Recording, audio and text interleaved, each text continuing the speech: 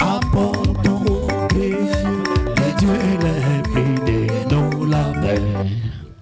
Remettons-lui des cœurs joyeux notre vie et nos biens.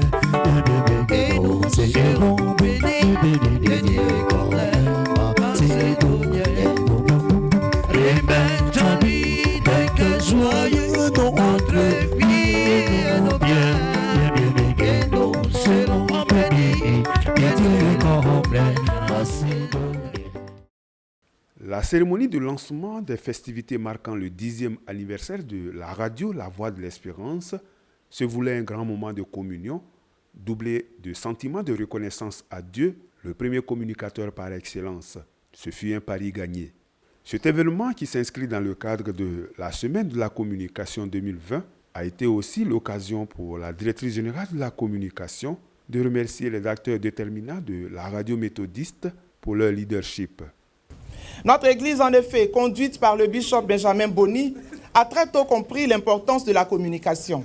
Pour atteindre ses objectifs en la matière et à travers la conjugaison des actions des pasteurs et des laïcs, la communication s'est développée au rythme de la croissance de notre Église et les moyens ainsi que les instruments de cette politique ont tout doucement pris forme. Et la plus ancienne de tous ces organes de communication, notre radio La Voix de l'Espérance. Ce temple virtuel a transformé des vies, a apporté paix et joie, réconfort, bien-être et la vie à plusieurs. Et c'est pour rendre grâce à Dieu que nous serons ensemble cette semaine durant. Et cet anniversaire, c'est aussi celui d'une dame, une brave dame, qui a porté la radio comme une mère porte son bébé et se bat pour le faire grandir contre vents et marées.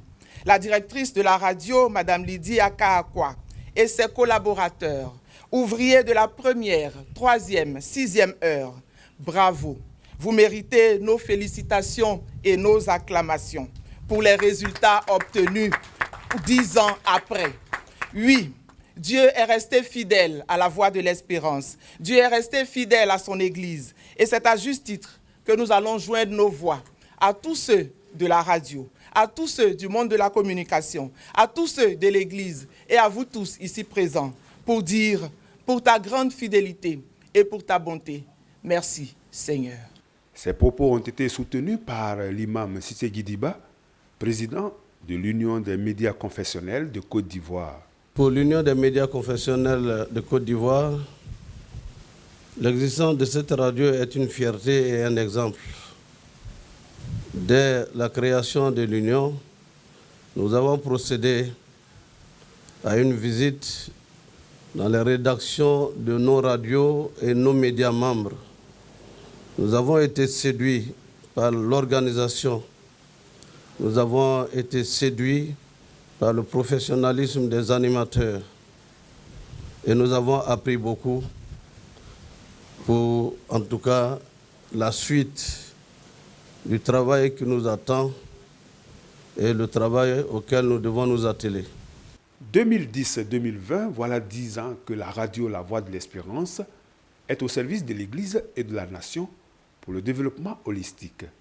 C'est pour marquer ce temps de façon spéciale que les autorités ecclésiales, avec à leur tête le bishop Benjamin Boni, président de la conférence de l'Église méthodiste unie Côte d'Ivoire, les institutions de l'Église conduites par le professeur Louis Abois et plusieurs autres personnalités avec à leur tête le ministre Emmanuel Esmel Essiste, ministre auprès du Premier ministre chargé de la promotion de l'investissement, sont venus lui donner un cachet particulier.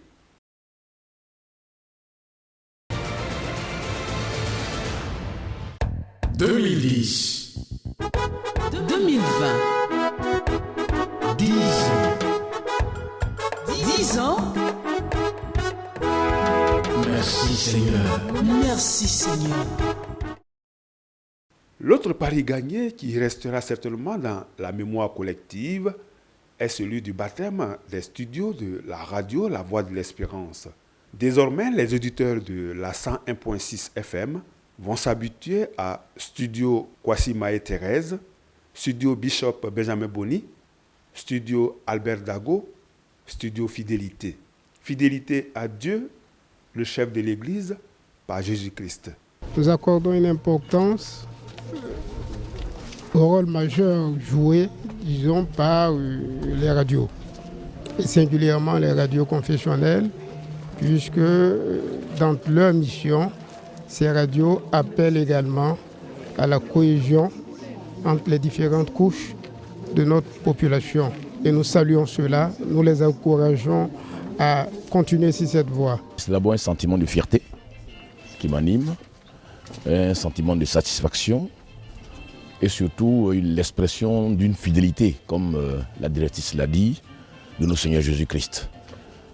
Sous l'onction et la bénédiction du bishop, c'est une initiative très heureuse qui aujourd'hui fait la fierté de toute l'Église. Et c'est vraiment avec bonheur et joie que nous sommes venus revisiter ces lieux et prier que le bon Dieu permette à cette radio de pouvoir prospérer davantage et demain avoir aussi nos télévisions. Pourquoi pas? J'aurais bien voulu que le docteur Hollande, n'est-ce pas, soit ici aujourd'hui, comme il était ici avec nous il y a 10 ans. Je veux donc le remercier tous les partenaires extérieurs. Je voudrais, avec le secrétaire de la conférence, avec le président des laïcs, avec la directrice générale de la communication, féliciter vivement la directrice de notre radio et derrière elle toute l'équipe, combien active, combien imaginative. Cette équipe pétrie de talent. Je me sais donc que ces frères et sœurs qui n'ont pas dormi, qui n'ont pas lésiné sur les moyens, qui ont œuvré, n'est-ce pas, pour que la radio puisse tenir la route jusqu'ici et être cet objet d'admiration des auditeurs, des auditrices, être cette pourvoyeuse de nourriture spirituelle pour les âmes en peine. Je n'ai vraiment pas le mot. Je veux rendre grâce à l'Éternel et prier que cet élan puisse continuer.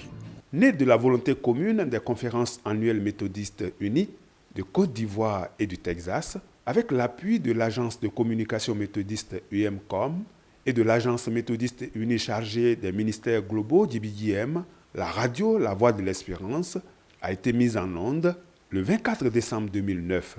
Sa dédicace a eu lieu le 14 mars 2010.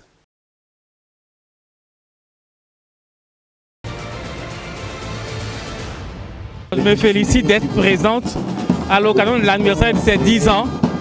Et je représente mon président ici qui vous encourage et qui m'envoie vous traduire toutes ces félicitations pour le travail abattu.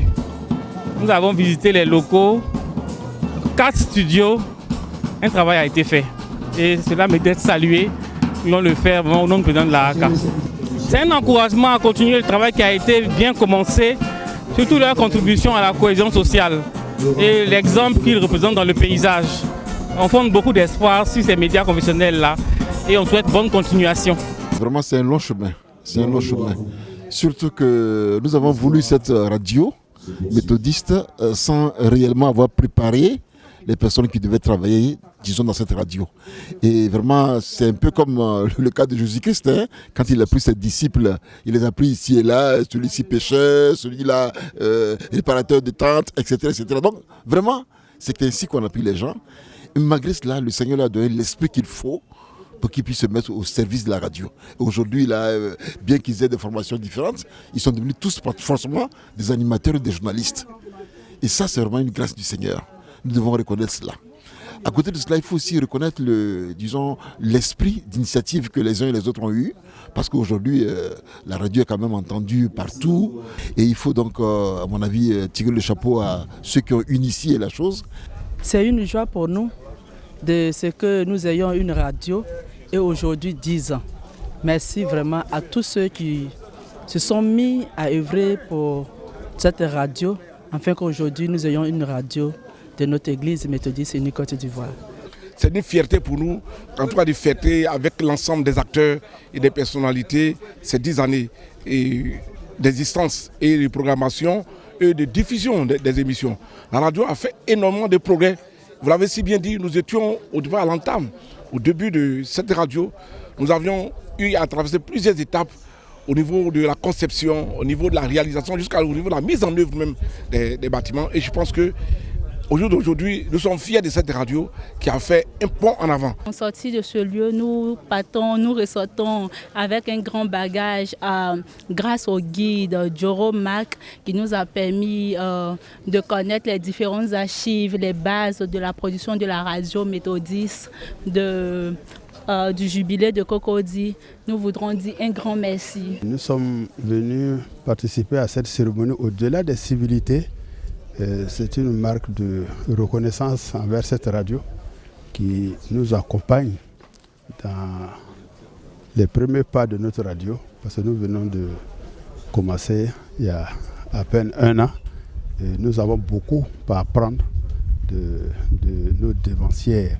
Et c'est ainsi que la directrice de la radio de La Voix de l'Espérance, Madame Lydie Akaokwa, nous aide énormément et nous permet vraiment d'avoir des pas solides pour affronter l'avenir. Fille de Dame Kwasi Maï-Thérèse, dont le nom a été attribué à un studio de la radio La Voix de l'Espérance. Et au cours de ce 10e anniversaire de la radio, c'est avec beaucoup d'émotions que nous revenons sur les pas de maman, qui a vraiment, dans ces derniers moments, c'est-à-dire ces dernières années, depuis 9 ans, c'est fait le devoir et l'obligation de venir à la radio avec joie. Elle le faisait, malgré son âge avancé, elle le faisait avec joie et beaucoup d'engouement qu'elle venait à la radio pour évangéliser dans la langue Agni. Et chaque fois qu'elle avait des moments de maladie ou qu'on s'inquiétait pour elle, elle disait « Mais non, il faut que je vienne. Si je ne viens pas, qui va venir ?» Elle venait, qu'il y ait des problèmes, que sa santé soit un peu dégradée, elle tenait à venir. Et elle l'a fait jusqu'en 2018.